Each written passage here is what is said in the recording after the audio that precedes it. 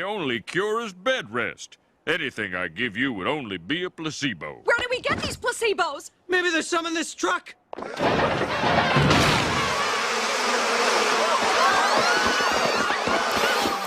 I'm cured. I mean, ouch!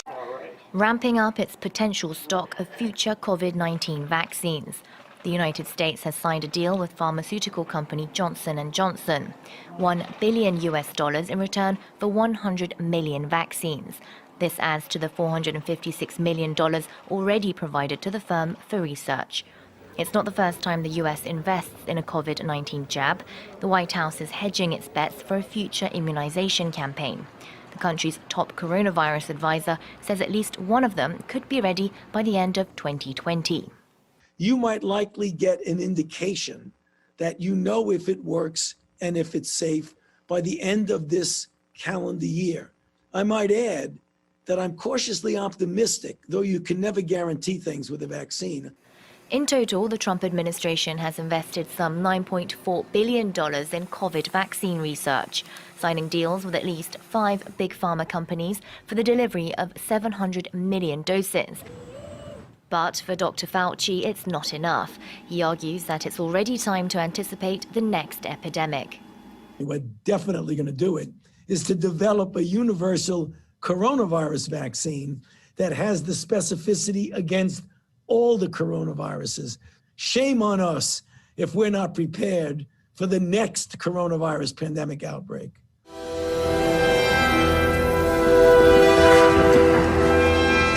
I'd like to share a revelation that I've had during my time here. It came to me when I tried to classify your species.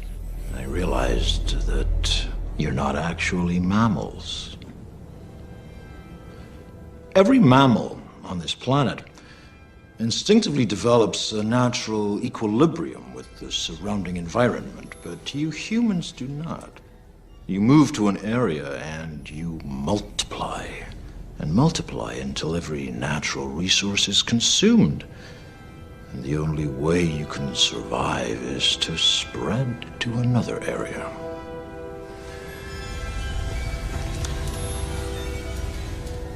There is another organism on this planet that follows the same pattern. Do you know what it is? A virus. Human beings are a disease, a cancer of this planet. You are a plague. Do you know where you are? I'm in a dream. That's right, Dolores. You want to wake up from this dream? Yes, I'm terrified. Then answer my question correctly. Have you ever questioned the nature of your reality? Never watch the television. Never watch the television. It's the greatest scientific indoctrination tool ever devised. Haven't you figured that out? It's changed the whole culture of nations, not just one nation. Why do you think it was mandatory that everybody in Britain give access to televisions by the government? Why do you think China is under the same program to get everyone to the TV right now? Because they love to have you entertained. Do you really think that? And India is on the same route as well right now too. Most of your ideas and your opinions and how you emulate, because you emulate things, you mimic what you see.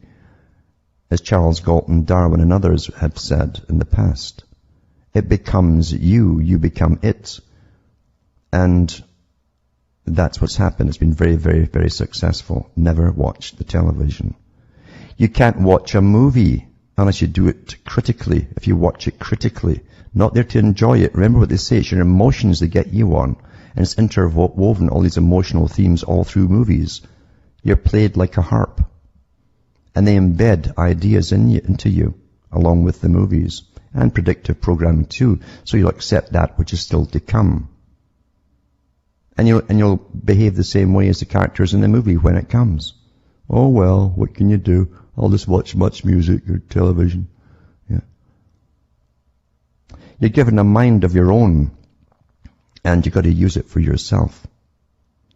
And believe you me, if you ever had a nation or wanted a nation, you'd have to make sure that everyone took their turn. Everyone took their turn. Just like jury duty, to go in and oversee the guys that are supposed to be taking care of everything on your behalf. It's a tight club right now. It's been like that forever, because they never intended to give you anything called democracy, or, in fact, a republic. Gangs and fraternities run the systems of the countries.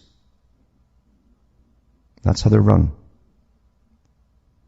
And under taxation, and it's true what Marx said, and it's true what Lenin said, about that part of it, all wealth comes from labor. And tax is another term for labor. When they take your labor from you and give you nothing back for it, that's called stealing and slavery. Slavery, folks. Hello, Earth.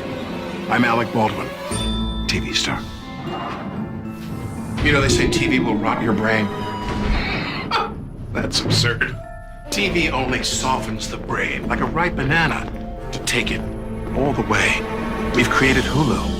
Hulu beams TV directly to your portable computing devices, giving you more of the cerebral gelatinizing shows you want, anytime, anywhere, for free. I only act out because I want your love. Dynamite! Mushy mush. And the best part is there's nothing you can do to stop it. I mean, what are you going to do, turn off your TV and your computer? Once your brains are reduced to a cottage cheese-like mush, we'll scoop them out with a melon bowler and gobble them right on up. Oops. I think I'm drooling a little. Because we're aliens. And that's how we roll. Hulu, an evil plot to destroy the world. Enjoy. Hello, this is John with Theology Ed. In this video, we're going to look at predictive programming from the first two Kingsman films. The first Kingsman film was released in 2015, February 13th. It was called Kingsman, The Secret Service. And the second one, the sequel, was released a couple of years later in 2017 in September, called Kingsman, The Golden Circle. So here's the first film. We're going to do the trailer first. In the trailer, we have, of course, Eggsy, the protagonist, and we have Valentine, the antagonist, so the bad guy. The bad guy, notice in the film, is, well, he is a billionaire, it turns out in the film. He's a billionaire, brilliant man, deals with tech. Once he explained, I understood. When you get a virus, you get a fever. That's the human body raising its core temperature to kill the virus. Planet Earth works the same way. Global warming is the fever. Mankind is the virus. We're making our planet sick. A cold is our only hope.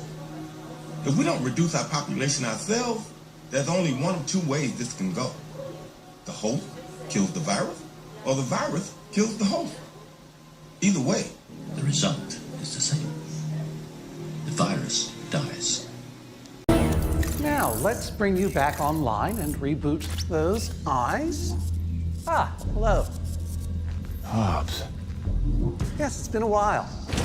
I'm sure you're very confused. Because it says mankind is the virus and I am the cure. That's him speaking up there. And so he's the cure. Him, perhaps the film is trying to communicate people like him. Notice also that when he says this, that we're seeing a countdown. In this room, you're in a cave, okay? You're in the underground. You are in a place in the scene where these are the people chosen to escape the slaughter in the world that's going to happen. And what's the countdown in the trailer? 7/5/20. So the 5th of July, 2020. There's your Buck Moon date right there in the trailer. At the time, he says, mankind is the virus, I'm the cure. This is what he's talking about in this scene. And they're planning at the end of that countdown to do what? Unleash complete chaos on the world. Okay? And in the trailer, it says, somebody says, sounds like a lot of people are going to die. And he says, do I look like I give him? And he's going to say, give an F. And when they have that, they show the church, a slaughter going on in a church. And we'll talk about that a little more when we actually look more closely at the film itself. And then you have riots everywhere. Okay, explosions and riots. And that's what you see in the trailer after the 7/5/2020, after the Buck Moon date. Now, it's important that we look at the trailer to get that, because I don't remember seeing this in the film. This scene, this part of the scene, or at least this part of the countdown, if it's in the film, I missed it. I'm not sure that it is, but the fact that they selected this scene is at exactly that point for the trailer is telling. They often use trailers to give predictive programming a little more clearly than you'd even see in the film sometimes. We see that with Candyman. We haven't even seen the movie for Candyman, but there's plenty of predictive programming in that trailer, and the trailer is designed to contain that. Now, so let's go ahead and continue. So we see there's lots of rioting and uprisings and things like that. That's what comes after the Buck Moon. Now, here we see the film itself. We're going to look at the movie a little more closely. I'm not going to spend a whole lot of time on it, but in the film, he goes around, Valentine does, convincing very powerful people to become basically a part of his conspiracy to kill off a huge part of the population. And he argues like this with them. Here's where he was trying to persuade someone. He says, when you get a virus, you get a fever. That's the body raising its core temperature to kill the virus. Planet Earth works the same way. Global warming is the fever. Mankind is the virus. We're making our planet sick. A cold is our only hope. If we don't reduce our population ourselves, there's only one of two ways this can go. The host kills the virus, meaning the Earth or the planet kills the people, or the virus kills the host. Not doing it will be catastrophic. We'll have 8 degrees, we'll be 8 degrees hotter in 30 or 40 years, and basically none of the crops will grow. Most of the people will have died, and the rest of us will be cannibals. Civilization will have broken down. The few people who are left will be living in a failed state like Somalia or Sudan, and living conditions will be intolerable. The droughts will be so bad there'll be no more corn growing. Not doing it is suicide. Just like dropping bombs on each other, nuclear weapons is suicide. So we've got to stop doing the two suicidal things, which are hanging on to our nuclear weapons and global and then after that we've got to stabilize the population. When I was born, there were so what's wrong with the population? I mean, with too many people. That's why we have global warming. We have global warming because too many people are using too much stuff. But if there were less people, they'd be using less stuff. More than 11,000 scientists signed a petition calling for population control as a means of combating climate change. That's this week's Speak Out segment. In an article published Tuesday in the journal Bioscience, the scientists wrote that planet Earth is, quote, facing a climate emergency. They argued that population control was a necessary response to this emergency, writing, quote, the world population must be stabilized and ideally gradually reduced. This ideology is dangerous because it suggests that reducing the human population is the best solution to our problems. But the petition presents no facts or data to support its claim that the human population is the cause of shrinking ice caps, rising ocean levels, and an increase in the average global surface temperature. And it doesn't show any data to prove that reducing human population could help the planet. That's just bad science. And who gets to decide which populations are controlled? The UN? Individual countries? Global intellectual elites? For years, there's been a push to shove birth control and abortion down the throats of women in developing countries who don't want either, by the way. We don't get to pick who is desirable or useful enough to reproduce and who should be restricted in the name of the global common good. That's called eugenics, and it can lead down a slippery slope to things like ethnic cleansing and genocide. When he convinces people, like this gentleman here, to become a part of the conspiracy and be on the inside and to go be safe in their, cave and all of that, their bunkers, he gives them an implant. And this implant is a way for him basically to monitor these people to make sure they're complying with the agreement that he and they have made. And turns out that if he activates this because of noncompliance, well, their heads blow up. And we'll see these firework displays, right? When there's a scene later when everybody's heads are blowing up who's in on the conspiracy, and it's like fireworks going off. And he then, as a part of this conspiracy, what he's going to do is he's going to cause the people to kill each other through making them go crazy, basically, in rage and violence. And he's creating all these SIM cards. He manufactures them here in this plant, and he goes on TV and announces to the world he's going to offer free calls, free internet for everyone forever. The new iPhone, those long lines are forming. The frenzy does not seem to die down, but that's what Apple is hoping. With higher than ever stakes for your smartphone dollar, here's ABC's Lindsay Janis. Out of control lines, people waiting hours, even days. Apple fans across America don't appear to be losing any enthusiasm over the iPhone. Things in LA even turning violent. Check out this brawl that broke out after one man discovered someone had been paying homeless people to hold places in line.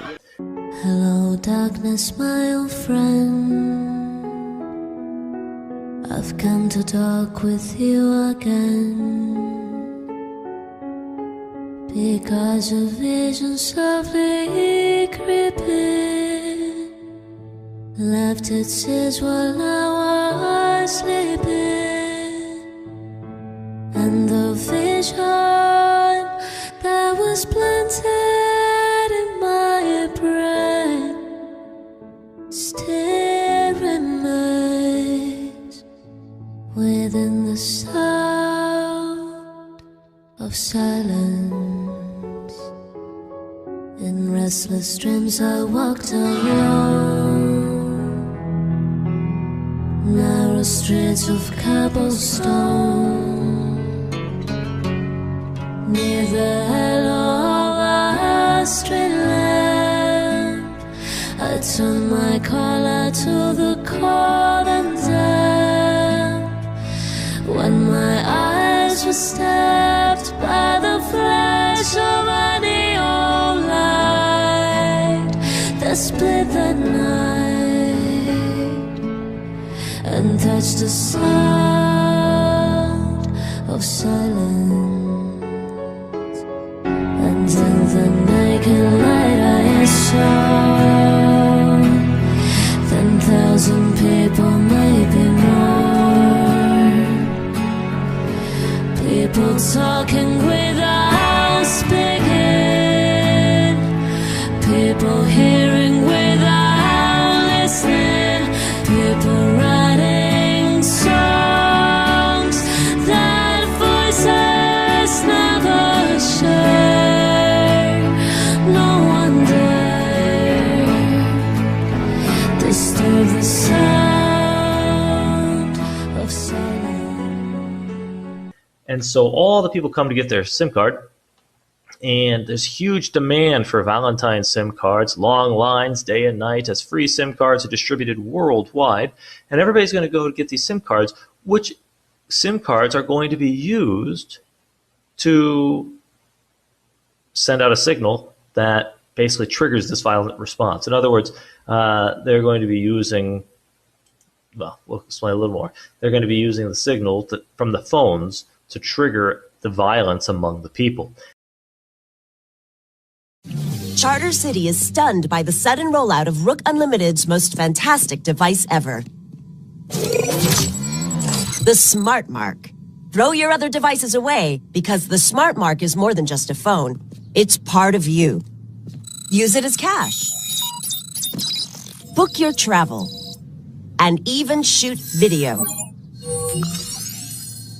Distribution points are all over the city. And don't let the lines discourage you. The Rook Unlimited Smart Mark is worth the wait. I never realized how wonderful technology could make me feel. The Smart Mark has brought order to my life. And the best part? It's absolutely free. A gift of thanks to our city from Rook Unlimited. 23% of the population has been given the Smart Mark, number 1. Time to test our system, number 6. The Flex Fighters are out there somewhere, teaming up with Jonathan Rook. Let's put our new recruits to work, subtly.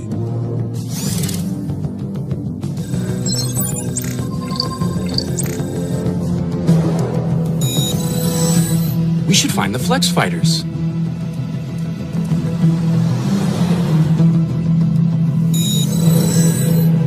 I ought to find the Flex Fighters. We should find the Flex Fighters. We should find the Flex Fighters. Growing up in this city, the streets of Old Town, I saw the worst mankind had to offer. Chaos, disorder. I vowed to make it all change. To make it all better. All these years working in secret. Rising up the ranks of the tech men. It was all leading to this day. Order has finally been established in Charter City. No child will have to fear for their safety again.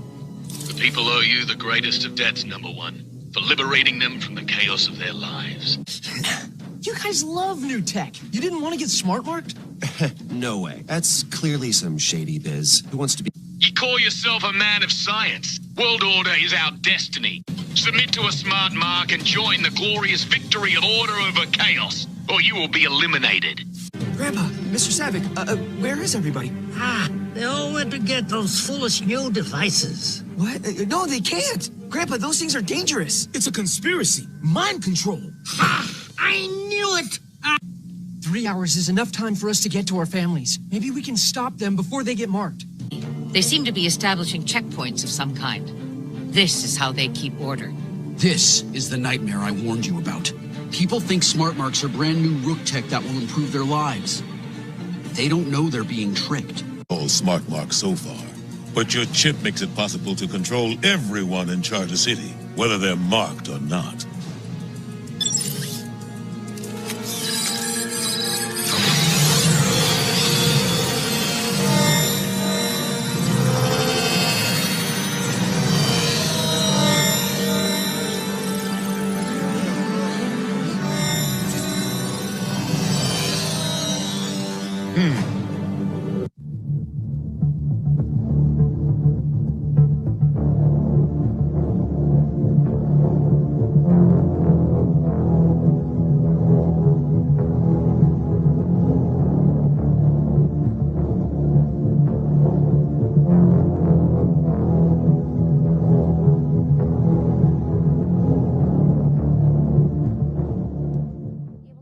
But seriously, even if I disregard the Uncle Carl factor, at best I have 60 years left.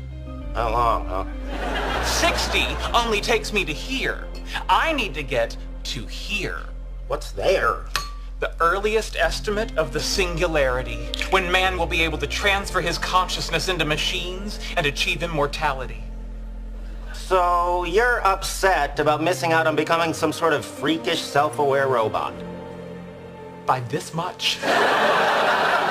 In the not too distant future, we will all be wearing biosensing devices that will observe, measure and record our activities, movements, experiences, vital signs, health and well-being.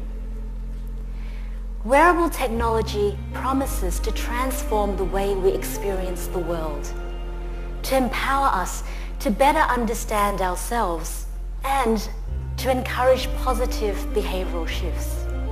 But a missing element up until now are devices that measure and track our cognitive, behavioral, and mental well-being. I'm just looking for some information about Morgan. Morgan was our third attempt, our little breakthrough. It's the next step in evolution. It's bioengineered with synthetic DNA. Within a month, walking and talking. Within 6, self-sustaining. She exceeded our wildest expectations.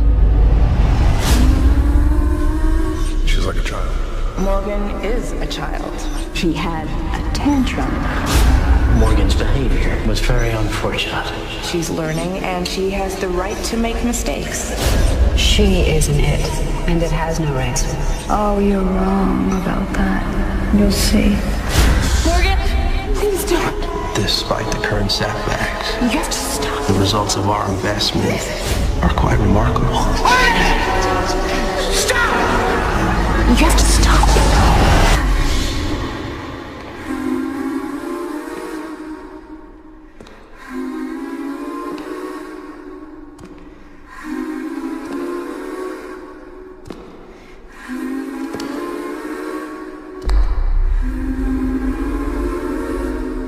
Hello, Morgan.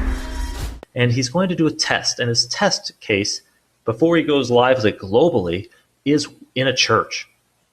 And so he picks this church in Kentucky. It's an extremist church and all of that. And the sign out front is "America is doomed." So again, we're seeing the symbolism here that America is doomed through the uprisings and the riots and all of that. And also we're going to see a direct assault on the Christians, the Christian community of the church. We begin tonight with that breaking news, a mass shooting at an American church. A gunman opening fire during a service at the First Baptist Church in Sutherland Springs, a tiny town just southeast of San Antonio. At least 26 people were killed, including the pastor's own 14-year-old daughter. At least 20 others injured, many of them airlifted to nearby hospitals. FBI special agents now on the scene, and this just in, law enforcement officials have identified the suspect as Devin Kelly. You see him there. An entire town in shock as they learn the devastating news. This massacre is now the deadliest church shooting in America and the fourth deadliest mass shooting behind Las Vegas, Orlando, and Virginia Tech.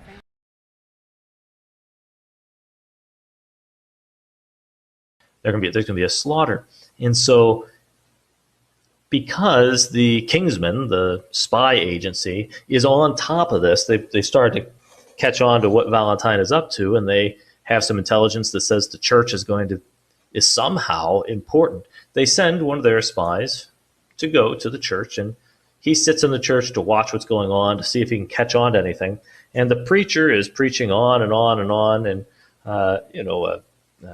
they represent him as a really bigoted, unloving extremist, and so on. And he sits there after hearing about the racist rants from the pastor and the rants against Catholicism and the Jews and against the blacks. And so you get this sort of abortion, and you get this going on. He's getting annoyed by it, and he's getting ready to get up and leave. And she says, "Hey, where are you going? What's your problem?" Right? And he says, "I'm a Catholic whore currently enjoying Congress out of wedlock with my black Jewish boyfriend who works in a military abortion clinic, so hail Satan and have a lovely afternoon, madam." And he starts to walk out. And as he walks out, Valentine, who is watching through a camera because he's planning on letting this violence begin, triggering the violence in that church very soon, he's watching to see what's going on, to monitor it. Well, he and his assistant. And when he sees he's leaving, he says, "Oh, we got to set this off quickly." And so they turn it on, and the phones, you get the little Valentine logo, and the phones are going to be emitting the signal. And as he's walking out, the lady's following him out. "Where are you going?" This sort of thing. And he turns, and he points the gun at her at what time? 11900. At 1 hour, 19 minutes, and 0 seconds in the film. That is when the gun is pulled on the Christian. Now, immediately we're going to see one of the most violent scenes in film. I don't know. It's a very violent scene. See, everybody's dead in lots of different ways, and everybody was killing each other. But he's, of course, the most skilled because he's a spy, and he slaughtered a huge number of people. And he goes out of the church, and he's going to get killed by Valentine, who comes to meet him because he thought he was going to have that guy dead too. And the Kingsman says to him, he says, "I wanted to kill those people. I had no control. What did you do?" And he explains. He says, "It is a neurological wave that triggers the centers of aggression and switches off inhibitors." He's going to be the one responsible for killing off the people. And he's going to do this by way of causing an uprising, by violence, riots, protests that have become very violent, out of control violent, using a neurological wave that triggers the center of aggression and switches off inhibitors. Now, I don't know that that's 5G necessarily, but the idea is this is the sort of thing that they're representing. And I've seen this in other films and other predictive programming as well, where associated with this change, this time in history, is a change that where the government uses these sort of, radiation, a form of radiation, not nuclear radiation, but other forms of radiation like these waves, whether 5G or whatever, to affect people's mental states. And so that's what's going on in this one. And when he's in the cave talking to the people are they're all mellow, sitting down there. They're not having a good time. It looks like they're sort of sad or thinking about what's going on. And he explains this a little more. He says, "What the F is wrong with you people? I just want to remind you that today is a day of celebration. We must put aside all thoughts of death." I have a typo there. Irrelevant. All thoughts of death and focus on birth, the birth of a new age. We mustn't mourn those people, those that give their lives today. We should honor their sacrifice and their role in saving the human race. We must put aside doubts and guilt. You are the chosen people. When folks tell their kids the story of Noah's Ark, is Noah the bad guy? And they say, no. Is God the bad guy? No. How about the animals marching 2 by 2? No, of course not. Ha ha. Yeah, that's it. Let's turn those frowns upside down. Eat, drink, and party. And I will see you all in the new age. Okay? And so this is what's going on 58 minutes and 20 seconds before that happens. I guess if you look here, this is a countdown. This is just a coincidental that I grabbed it at that exact second. He's talking up there for a little while. And so I wouldn't recommend reading too much into that time. I could have accidentally gotten any other time as well. So then we go and there's an event that happens where the spy agency activates those implants, and all these people's heads are blowing up everywhere. You see they're blowing up there, they're blowing up at the table, and it's like a big firework display. And then finally it actually transitions into just showing a firework display, again, giving us our same theme of related to the 4th of July and so on.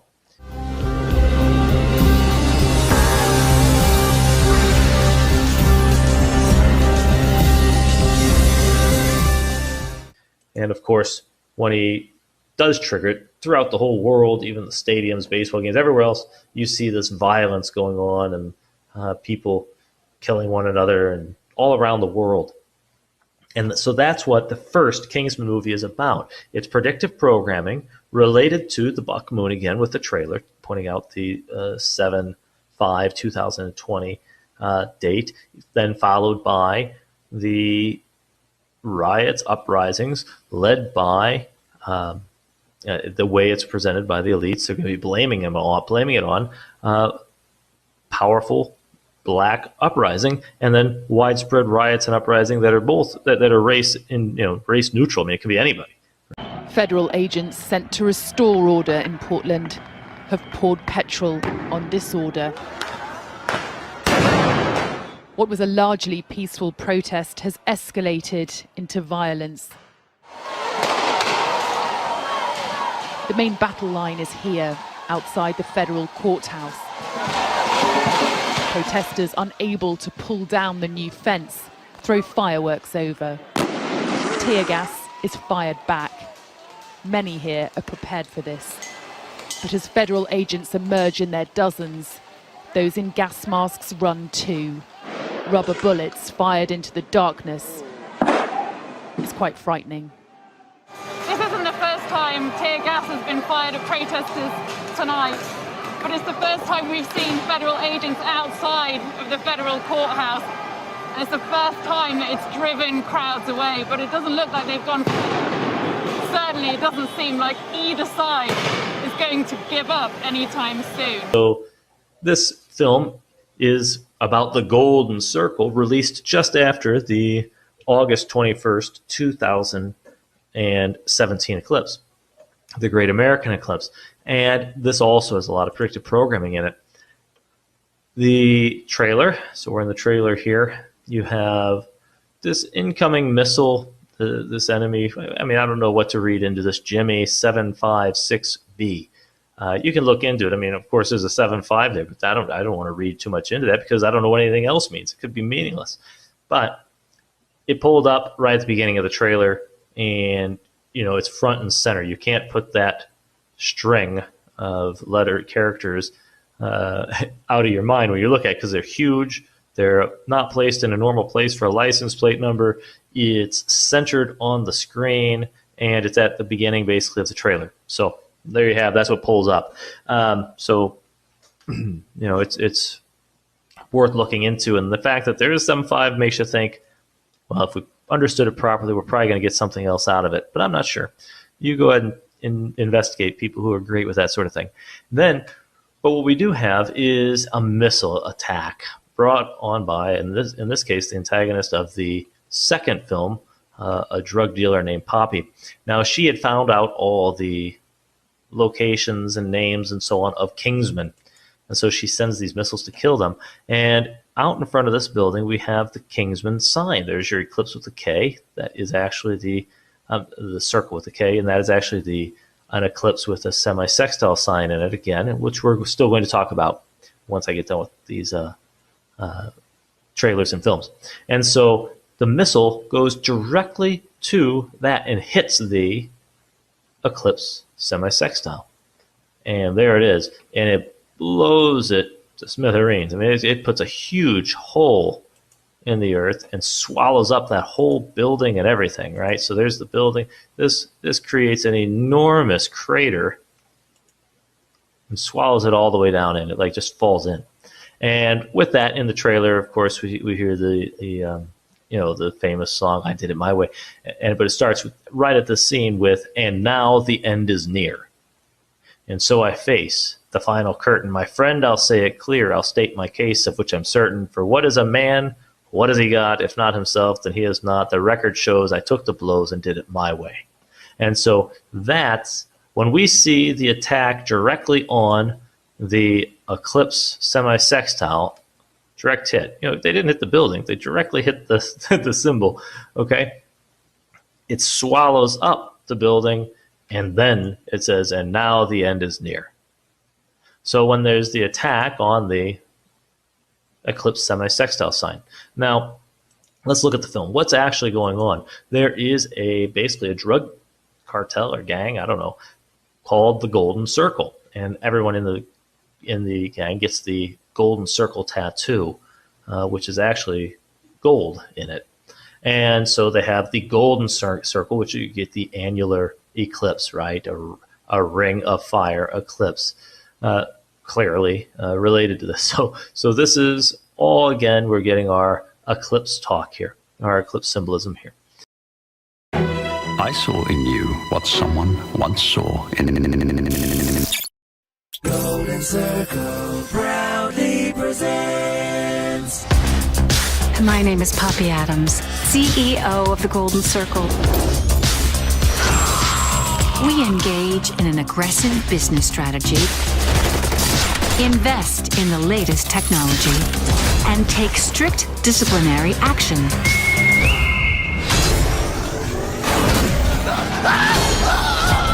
I'm speaking to you today because our world leaders have let us all down.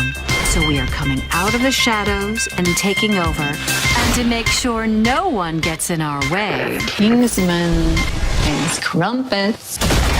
Pandemic is having a profound impact on America's financial health. Along with businesses, states are struggling to balance their budgets, and Pennsylvania's lieutenant governor is telling Megan Schiller what he thinks could solve some of the problems.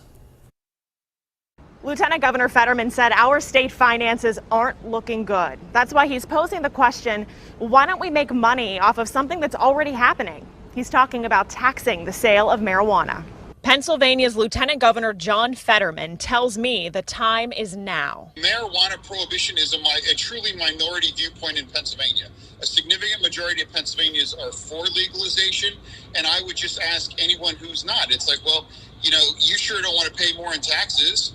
He says Pennsylvania is hurting. We're $3.2 billion in the red and 4 months deep into a global pandemic. There's already a thriving marijuana market in Pennsylvania. Why not make it legal? Why not make it safe? And why not make it taxable to help Pennsylvania get back on its feet? But instead, he says, all right, I'm finally going to win the war on drugs. Let's pretend like we're going to meet her demands and do what we can to get the antidote, but really, instead of doing that, let's let them all die. He says, we will finally have eliminated the drug problem. The only people who are going to die in this are criminals anyways. And so what he does is, again, here's your roughly right after the 1 hour, 19-minute mark again, he orders. He says, He orders martial law. He says commandeer stadiums, schools, and other places. And he says get the military to round up all the infected junkies to die there. He wants them to be hauled off. Tell the population around the world and around the United States that isn't infected that we're trying to save them. We're trying to get this done as quickly as possible. We don't want anybody to die and all of that. But his plan all along is to let the virus kill them in confinement once they're hauled off to camps or to locations set aside, according to their plan, for holding all of the infected. And instead of taking them in there to get them treated properly, what do we get? All the people, a lot of people are voluntarily going in like, oh, I'm infected, let's go get taken care of. And they're going in like suckers. They think they're going in there where they're going to get the antidote quickly as soon as the agreement is reached, when really they're just going in there to be killed off. In fact, once they get in there, they get put in cages. You see? He has them all locked up in cages like prisoners so that while they're trapped in there, they're not allowed out anymore. They came in voluntarily. You think they could walk out voluntarily? Nope. They went in, and now they're in prison in there, and they're going to stay there till they die. In the series of movies, that's a year after the Valentine riots. Okay, so you had Valentine riots, everything goes crazy. Then Valentine loses. A year later, all these people are basically held hostage, get this virus, and then are going into the camps voluntarily to get helped, thinking that this is all for their good, where they will then be locked up, no longer permitted to leave, and left there to die.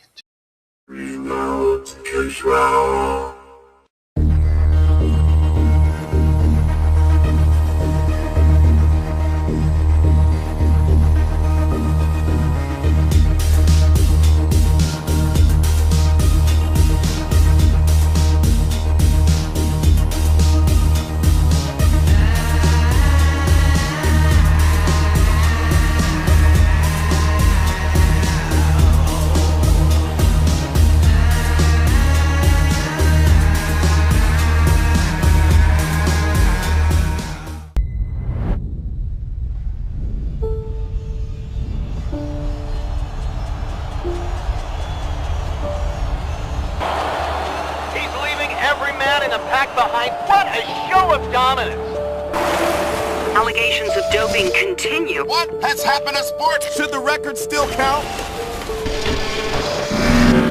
Today, we celebrate the first draft of the Human Book of Life. It's been called the age of wearable technology. Amazing things happen when we merge technology with our body. We will set the technological foundation for an enhanced human experience, and we will end disability. How does that sound? It sounds good!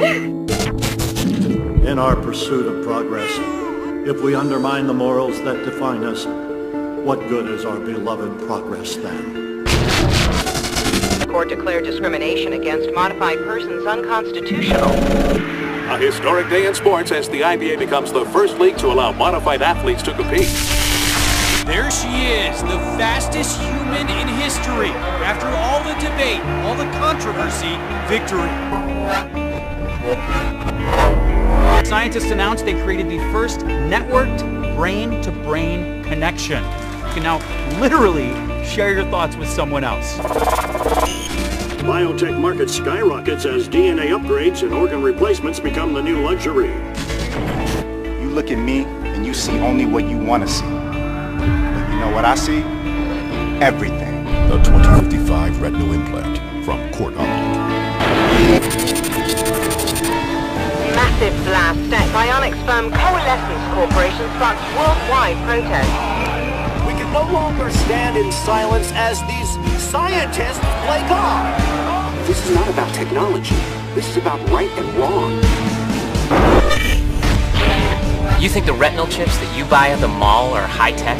Our military is light years ahead of that.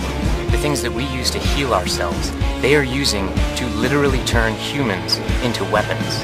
The notion that the United States sponsors some sort of super soldier program is not just untrue, it's patently absurd. Next question. neural control, voluntary limb replacement. This is happening. The only question that remains is how far will we allow it to go? Nice to meet you. In the flesh.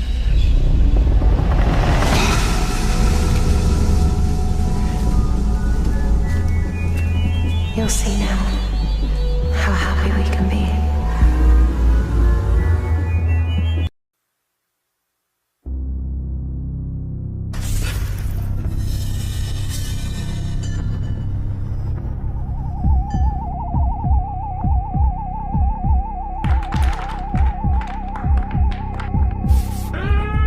Groceries with the scan of a part of our body. Tell me more, please. Yes.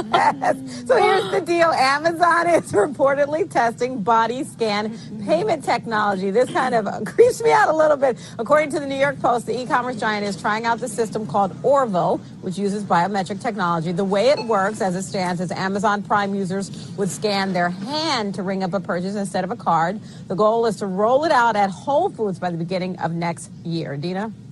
Okay, I have so many concerns because that means then your fingerprints are out there. Yep, not just your finger. And I mean, like, what if you just wave and now you have a whole roll of cereal, that you just bought? Why not just put microchips in our arms and we just bump up next to anything? That's what we bought. Why not just put microchips in our arms and we just bump up next to anything? That's where we're headed. That is the thing. I'm with you, Dina, because as soon as you're like, oh, it's okay to use my hand, and then next we got a chip in our arm. Yeah. And then next we got a chip in our arm. Yeah. And then next we got a chip in our arm. Yeah, I know they're already doing that for some cars. So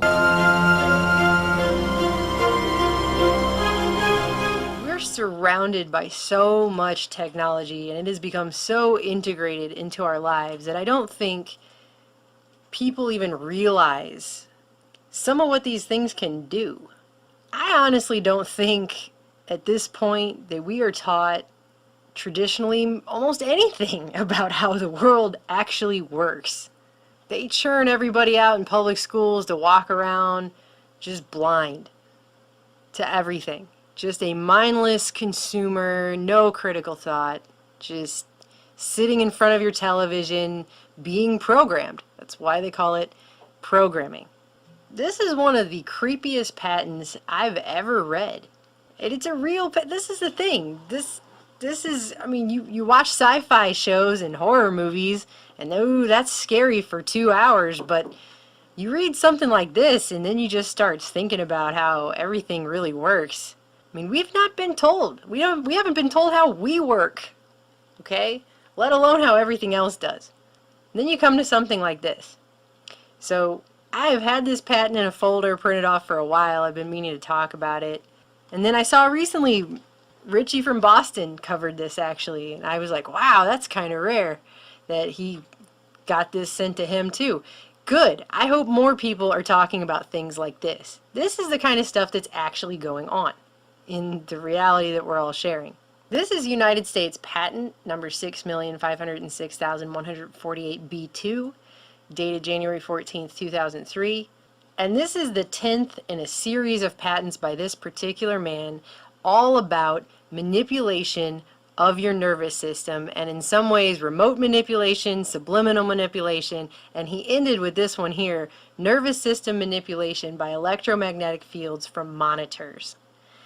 And I just wanted to go over this with you because this is a thing that exists, and it existed over a decade ago, well before they made the forced switch to digital, where they can layer the signals, and if there is anything strange in that, you're not going to see the interference, right? This has to do with physiological effects that have been observed in human subjects in response to stimulation of the skin with weak electromagnetic fields pulsed with certain frequencies near half a hertz or 2.4 hertz, such as to excite a sensory resonance. Many computer monitors and TV tubes, when displaying pulsed images, emit pulsed electromagnetic fields of sufficient amplitudes to cause such excitation. It is therefore possible to manipulate the nervous system of a subject by pulsing images displayed on a nearby computer monitor or TV set.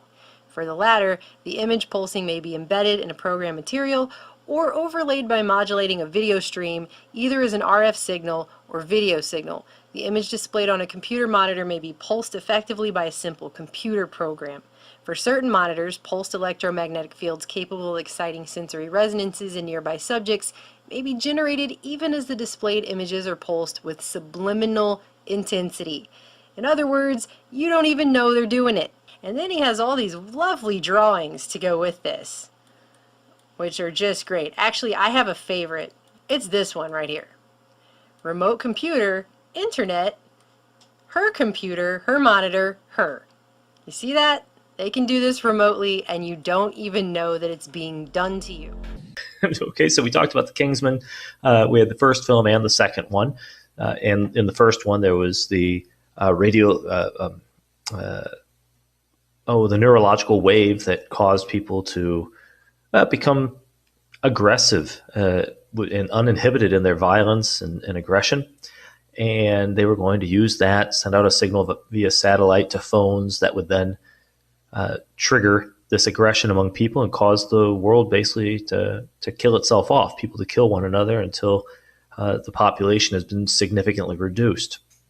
That was the first one. Then the second film, The Golden Circle, we saw that the programming there was pointing perhaps a little more directly towards this semi-sextile sign where the missile hits.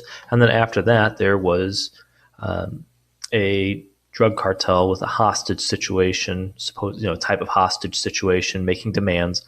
And what the president of the United States decided to do was to have people basically put into camps or who are sick with the virus, put into a place where they would die of the virus with absolutely no intention of trying to save their lives at all, but caging them in there to make sure that they actually did die there without escaping.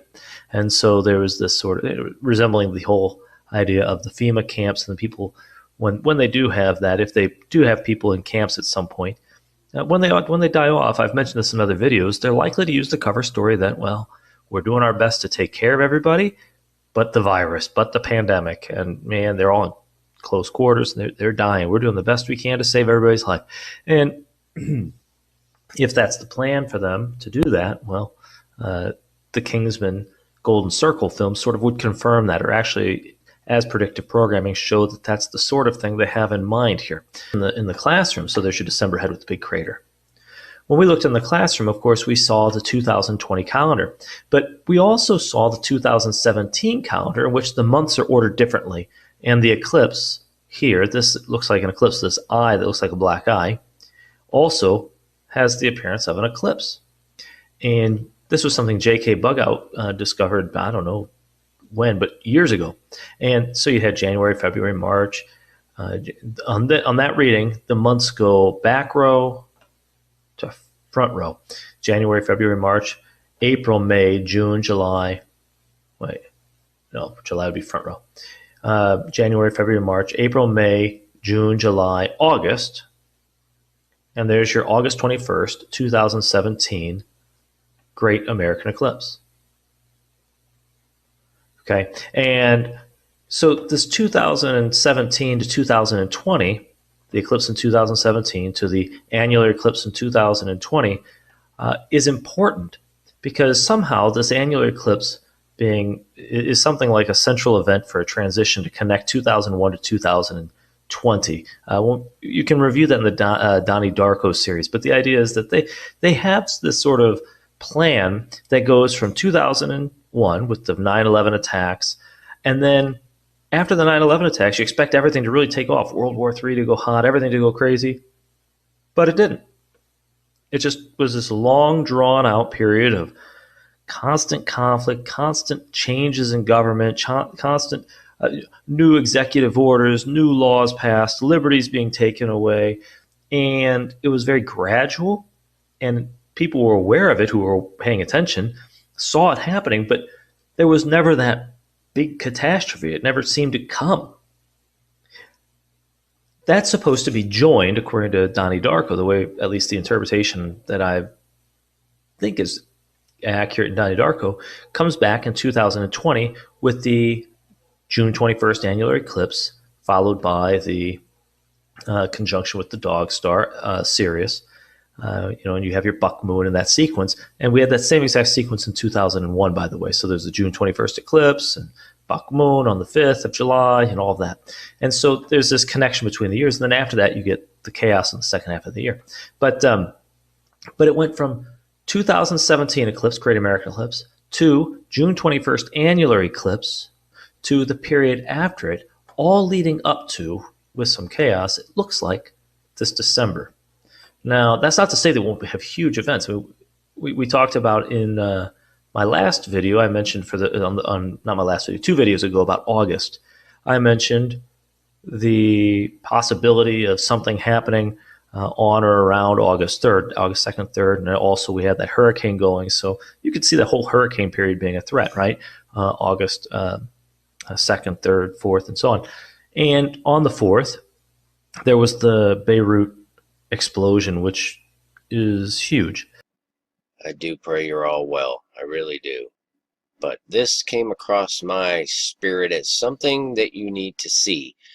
No matter what the press tells you or what the official story is, it appears that they're going to tell us that there were fireworks stockpiled in this central location of Beirut, where the main port is right there. So it would be the smartest place ever to store enough fireworks to explode your port. This is not a fireworks explosion, folks. This is the kind of thing that you're going to begin to see happen to those places who do not cooperate.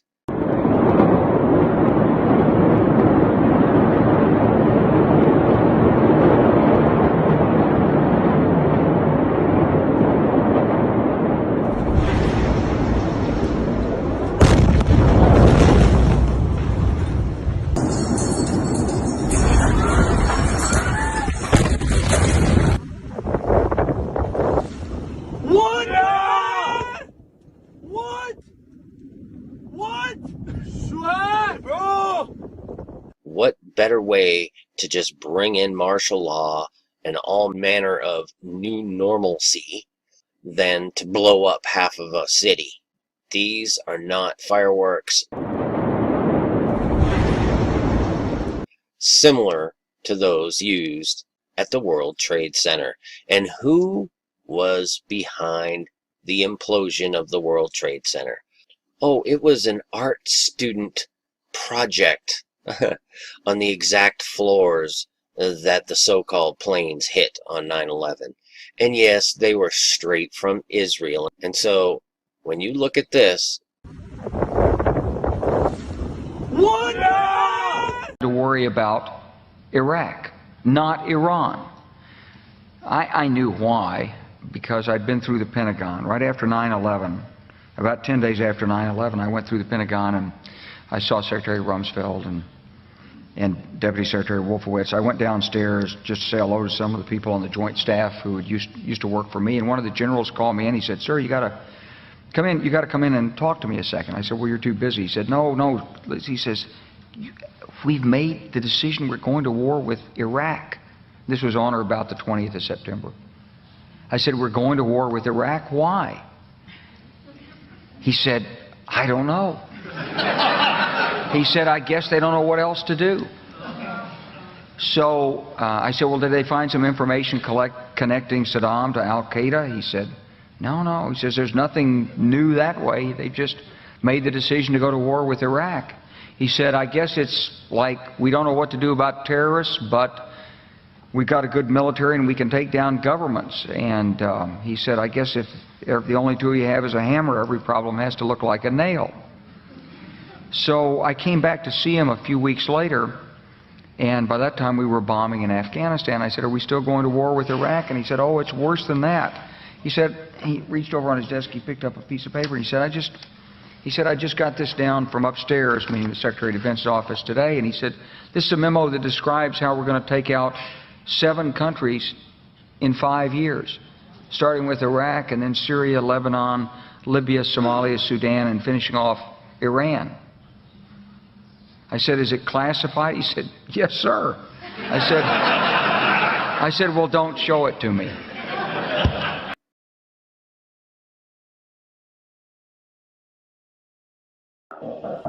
My, what a peculiar place to have a party. You know, Dinah, we really shouldn't be doing this. After all, we haven't been invited, and curiosity often leads to trouble.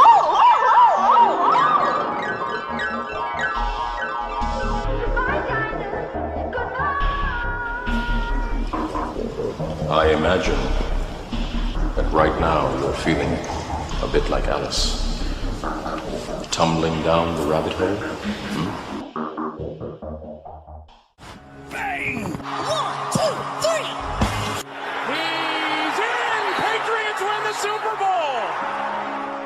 No one knows who the Patriots really are. Even my instructions come from a cutout. But you're the president. You have power. No, I'm just a figurehead. What? I don't have any control. The real power is in the Patriots' hands. The Patriots? The truth behind this country. Politics, the military, the economy. They control it all. They even choose who becomes president. Putting it simply, the Patriots rule this country. That's the story given to the general public. Following his resignation, the Patriots selected me, their new pawn for the presidency. But that would mean that the presidential race was... That was quite a show, wasn't it? It was a well-scripted drama staged by the Patriots for the benefit of the public. Even the Democrats and Republicans were dancing to the Patriots' tune. It is a means to preserve the world as it is. It will establish a new form of control. The Patriots will use it to keep their place as the country's true rulers. Right now, they feel pressured and threatened. By what?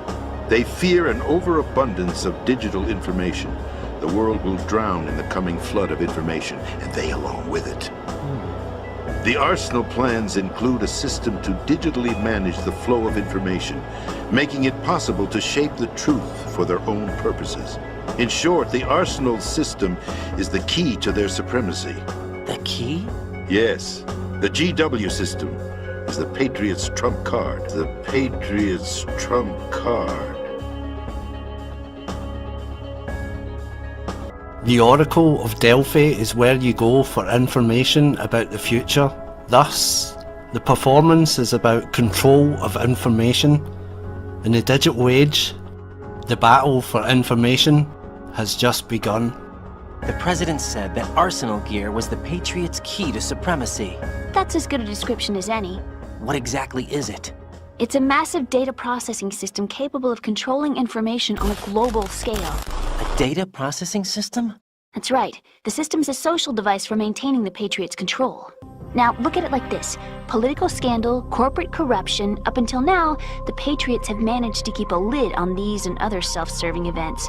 But with their existing data processing system, they're no longer able to effectively control the flow of information generated at the individual level. With the newly created system, they can fully regulate digital information. High-level information can be categorized in stages, given clearance levels, and deleted as necessary, never to be seen by the public.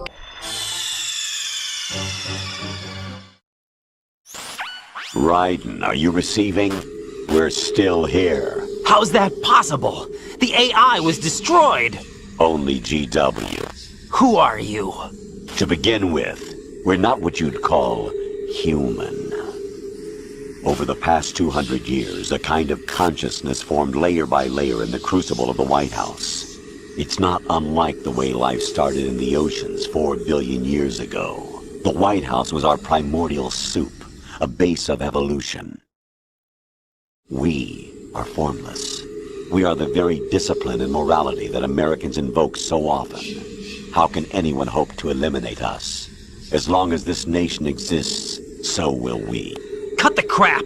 If you're immortal, why would you take away individual freedoms and censor the net? Jack, don't be silly. Don't you know that our plans have your interests, not ours, in mind? What? Jack, listen carefully, like a good boy. The mapping of the human genome was completed early this century. As a result, the evolutionary log of the human race lay open to us. We started with genetic engineering, and in the end, we succeeded in digitizing life itself. But there are things not covered by genetic information. What do you mean? Human memories, ideas, culture, history. Genes don't contain any record of human history. Is it something that should not be passed on? Should that information be left at the mercy of nature? We've always kept records of our lives, through words, pictures, symbols, from tablets to books. But not all the information was inherited by later generations. A small percentage of the whole was selected and processed, then passed on. Not unlike genes, really. That's what history is, Jack. But in the current digitized world, trivial information is accumulating every second, preserved in all its triteness, never fading, always accessible. Rumors about petty issues, misinterpretations, slander. All this junk data, preserved in an unfiltered state, growing at an alarming rate. It will only slow down social progress, reduce the rate of evolution. Right? You seem to think that our plan is one of censorship. Are you telling me it's not? You're being silly. What we propose to do is not to control content, but to create context. Create context? The digital society furthers human flaws and selectively rewards development of convenient half-truths. Just look at the strange juxtapositions of morality around you. Billions spent on new weapons in order to humanely murder other humans. Rights of criminals are given more respect than the privacy of their victims. Although there are people suffering in poverty, huge donations are made to protect endangered species. Everyone grows up being told the same thing. Be nice to other people. But beat out the competition. You're special. Believe in yourself and you will succeed. But it's obvious from the start that only a few can succeed. You exercise your right to freedom, and this is the result. All rhetoric to avoid conflict and protect each other from hurt. The untested truths, spun by different interests, continue to churn and accumulate in the sandbox of political correctness and value systems. Everyone withdraws into their own small gated community, afraid of a larger forum. They stay inside their little ponds, leaking whatever truth suits them into the growing cesspool of society at large. The different cardinal truths neither clash nor mesh.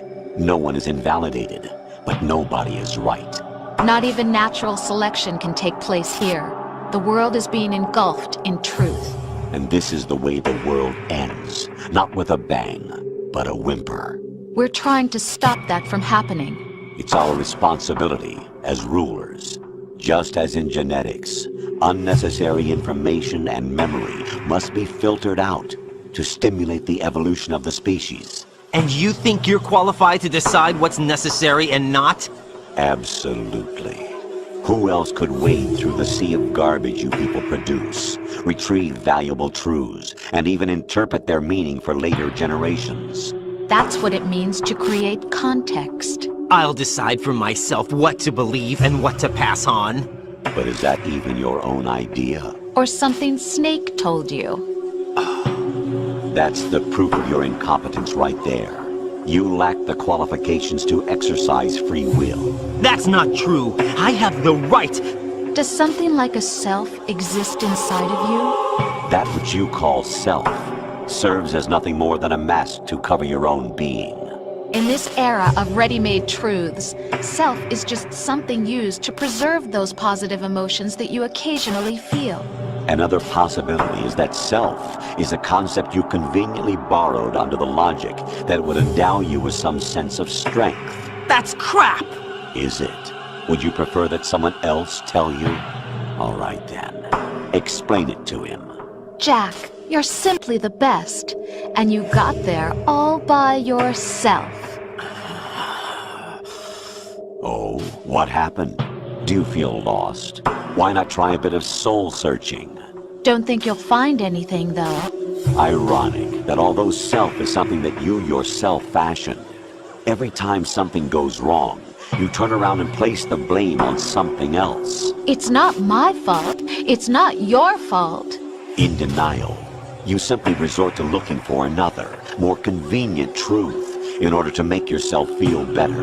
Leaving behind in an instant the so-called truth you once embraced. Should someone like that be able to decide what is truth? Should someone like you even have the right to decide? You've done nothing but abuse your freedom. You don't deserve to be free. We're not the ones smothering the world. You are. The individual is supposed to be weak, but far from powerless. A single person has the potential to ruin the world. And the age of digitized communication has given even more power to the individual. Too much power for an immature species. Building a legacy involves figuring out what is wanted and what needs to be done for that goal. All this you used to struggle with. Now we think for you. We are your guardians, after all. You want to control human thought? Human behavior? Of course. Anything can be quantified nowadays. If you notice here, it says Q is a clearance. Okay, it has to do with clearance. Q is access authorization for the Department of Energy. Okay? So, Q, Anon, or anonymous, Q is supposed to be about clearance. Okay, so this information that's coming out, that's coming through so-called Q, I think it's kind of interesting that also this has to do with clearance, okay, which has to do with data. That's pretty interesting. But what's even more interesting than that, and I wonder if anybody else out there has connected these dots, is that IBM just announced their quantum Q System 1. You think that's a coincidence?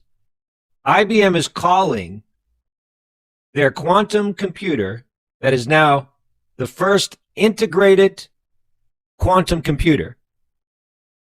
It's being called Q. I don't think that's by chance. And I don't think it has to do with the fact that quantum starts with Q. I think there's something much more nefarious going on here.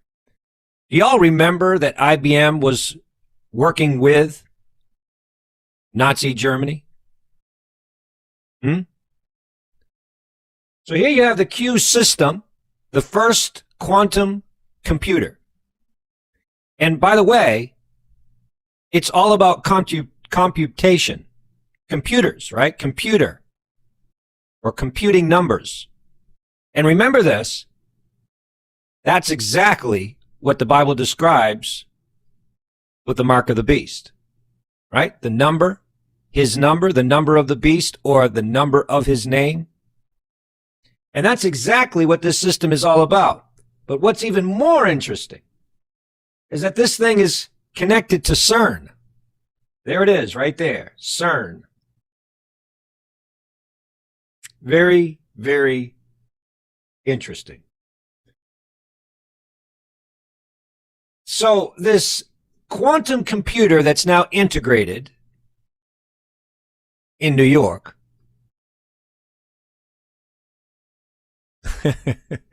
where the United Nations is, where this is just too crazy, people. This is crazy stuff here. It's coming together. It's all coming together. Pretty soon, the world will be chipped. There it is. Meet Q. There is Q. This will be one of many. This will be the first of many of the quantum computers that will become a network globally. That's why they need the 5G network. Because this information is going to track. And literally, it's going to be used to store, disseminate the data of the whole world. Not just this one computer, not just this one quantum computer. That's just the first one. You know, once they make one, it's just a matter of building another one, building another one, and building another one. See, once these are networked together, you see what's going on here? They will have information at their fingertips within seconds on anybody in the world. And I mean anybody. Not only will it have the information of people's eyes, right? The iris. But it'll also have, you know, it's going to have the face recognition. It'll have the chip connected to the chip. Without question, this is part of the beast system. There's no question about it. And I still think it's not a coincidence that IBM is at the helm of this as far as the data, as far as the computation of this. The computation of this is being controlled by IBM, being spearheaded by IBM, which again, let me remind you, worked with Nazi Germany. Now think about this. The scientists that were in Nazi Germany under Operation Paperclip came over to the United States. And now so-called this QAnon is exposing the MK Ultra project.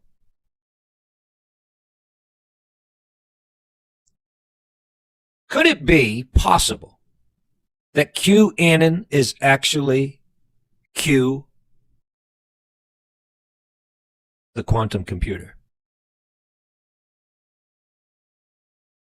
When you read the messages that's coming from Q, they don't sound human, do they? They don't sound like a human person. They're coded. It's in computer language almost, isn't it? It's like a computer speaking. It's like an AI. Like I said, this may be far-reaching, possibly, but pretty strange. This is Q right here. The first of its kind.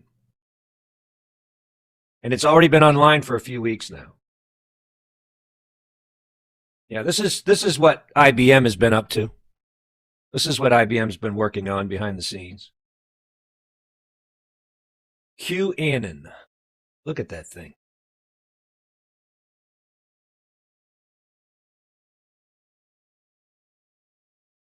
Anonymous is also another word for unknown. I may know that. Q, unknown. You start connecting the dots to CERN, and you understand what we read about in the book of Acts, the unknown God. And they're already worshiping AIs. Folks, do you see what's going on here?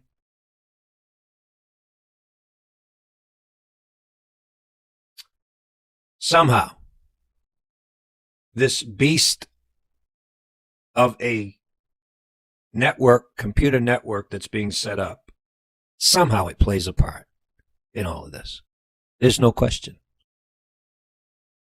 No question. And don't you find it strange that one of the leading companies out there that works with now they used to be at odds. They actually used to be against each other. Now they're working together. IBM and Oracle. Do you think that's kind of strange?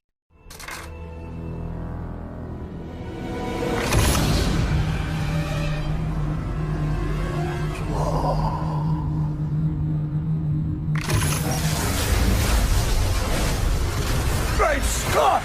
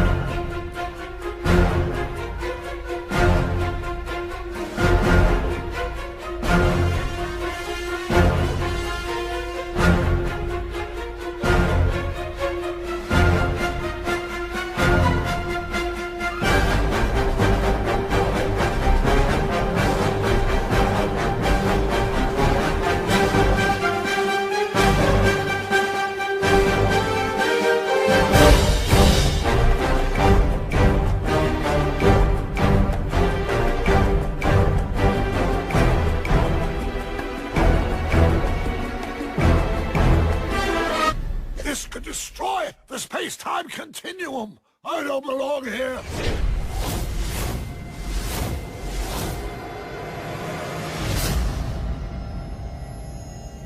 My friend, where we're going, we don't need. Actually, I have no idea what we'll need. They're insane. And the more money you give them, the more money you throw at them, the more funding they have, the more insane they become.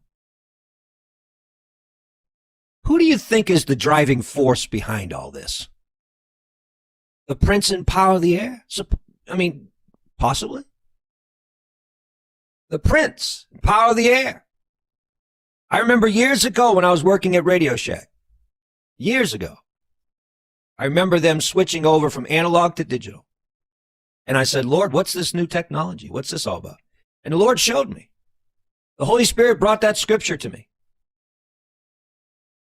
Satan is the prince and power of the air. His plan is to get every bit of information into the digital domain.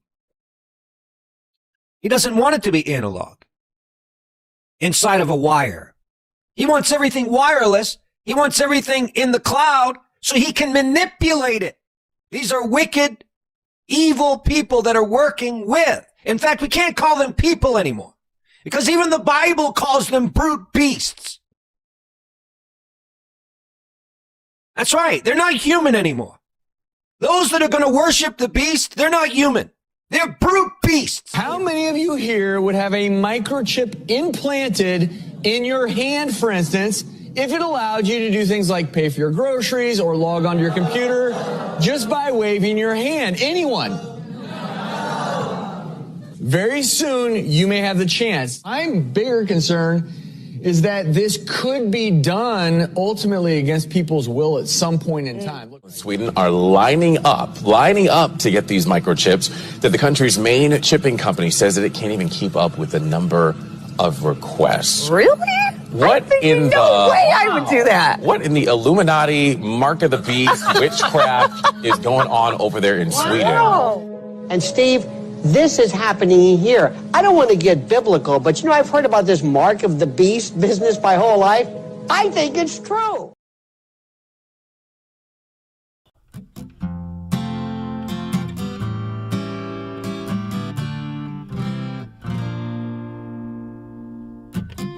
I've never had too much luck with females. I'm not confident unless I'm writing an email. But my life would be so sublime if I bought a robot girl online. I'd never hear her silicone mouth complaining about my dry scalp or my excessive gaming. She's my small wonder, I'm her Voltron. I flip a switch and it turns her on. My robot girlfriend.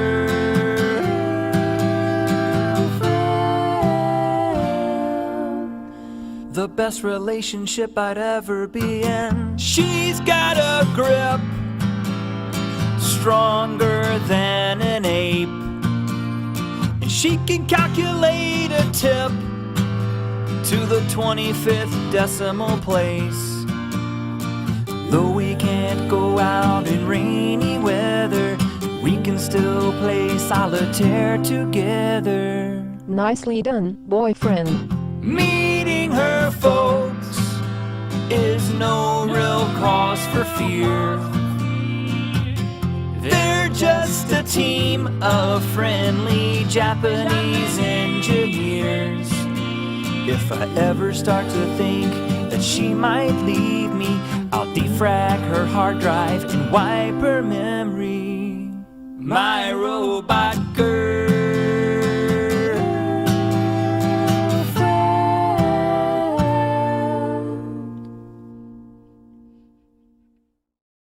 The best relationship I'll never be in.